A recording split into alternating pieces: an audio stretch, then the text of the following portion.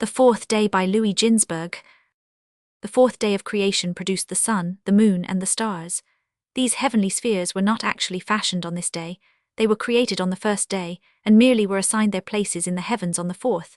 At first the sun and the moon enjoyed equal powers and prerogatives. 99 The moon spoke to God, and said, O Lord, why didst thou create the world with the letter Bet?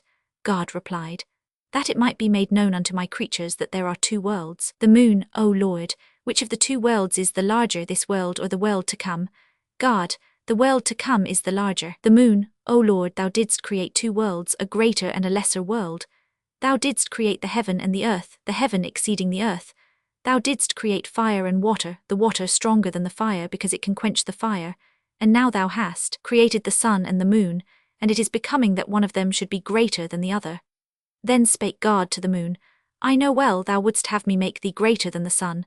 As a punishment I decree that thou mayest keep but 1/60 of thy light. The moon made supplication, shall I be punished so severely for having spoken a single word? God relented, in the future world I will restore thy light, so that thy light may again be as the light of the sun. The moon was not yet satisfied. O Lord, she said, and the light of the sun, how great will it be in that day?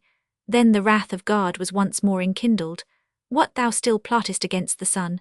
As thou livest in the world to come his light shall be sevenfold the light he now sheds.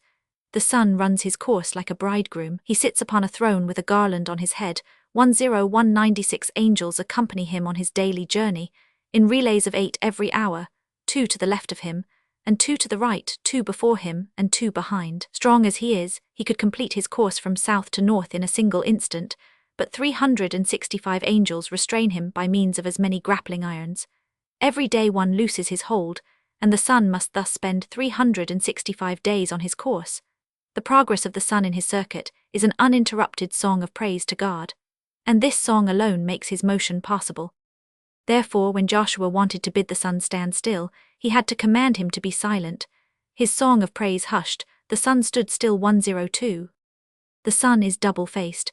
One face of fire is directed toward the earth, and one of hail toward heaven, to cool off the prodigious heat that streams from the other face, else the earth would catch afire. In winter the sun turns his fiery face upward, and thus the cold is produced. When the sun descends in the west in the evening, he dips down into the ocean and takes a bath, his fire is extinguished, and therefore he dispenses neither light nor warmth during the night. But as soon as he reaches the east in the morning, he laves himself in a stream of flame, which imparts warmth and light to him, and these he sheds over the earth. In the same way the moon and the stars take a bath in a stream of hail before they enter upon their service for the night. 104. When the sun and the moon are ready to start upon their round of duties, they appear before God and beseech him to relieve them of their task, so that they may be spared the sight of sinning mankind.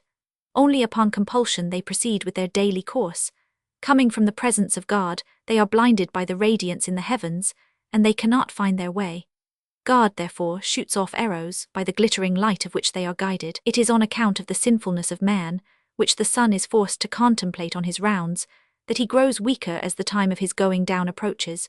For sins have a defiling and enfeebling effect, and he drops from the horizon as a sphere of blood, for blood is the sign of corruption.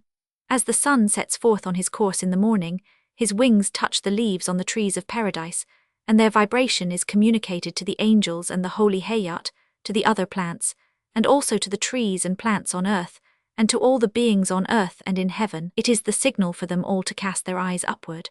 As soon as they see the ineffable name, which is engraved in the sun, they raise their voices in songs of praise to God.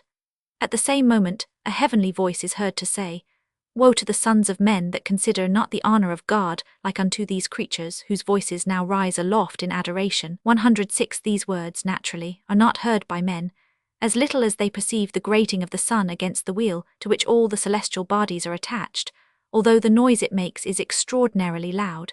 This friction of the sun and the wheel produces the motes dancing about in the sunbeams. They are the carriers of healing to the sick. 108 The only health-giving creations of the fourth day, on the whole an unfortunate day, especially for children, afflicting them with disease.